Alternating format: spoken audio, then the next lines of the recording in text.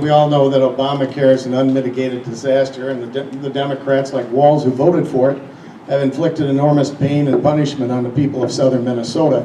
You know, they promised we were going to keep our doctors and keep our plans and save $2,500 a year, and most of the folks in the audience here would probably be happy if they only had to pay an extra $2,500 per year.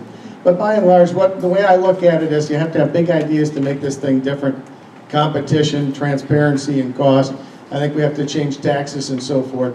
But when you look at Obamacare and the pain and punishment it's inflicted on the people, you know, you don't have to go too far. I can go 4 rows deep down here, and I see the Bartzes, you know, Greg and Merritt.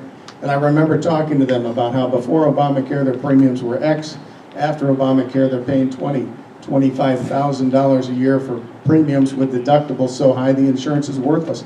Who can afford that stuff? You go over to Winona, I spent some time over there with Bernie Brenner, who owns Knitcraft, makes these fine St. Croix clothing, one of the last great clothers in the United States actually, where they make the things here. And for 50 years he had a company, small business, where the people of his company were provided insurance, no deductible, where they had profit sharing. And then Obamacare came along.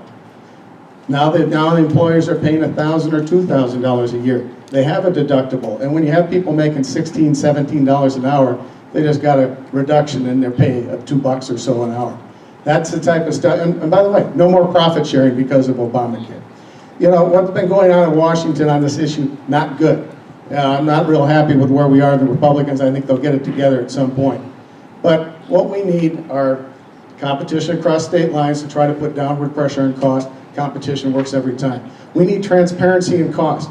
People should be able to figure out what it's going to cost for routine medical services and then pay for those things with pre-tax dollars. If we do that, we can have shopping. We can put downward pressure on cost. We can have shopping for routine care. It will make sense. People will move to catastrophic coverage. We also need solutions like tort reform and also taking Medicaid and moving it back to the states so our states can figure it out, and I would add work for welfare to that for able-bodied people. If we do those types of things, we can have a system that's going to put downward pressure on costs. We can make these changes.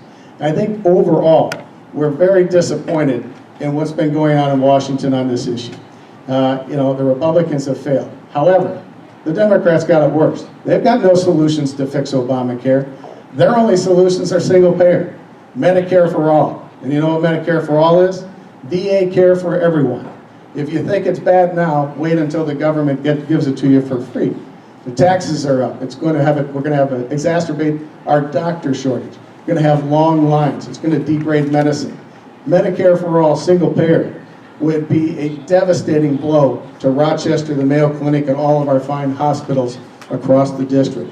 So for that and many reasons, we have a clear contrast on the issue, and I look forward to getting out there at some point. Whether or not they fix all the problem up front, there's going to be much to do down the road. Thank you.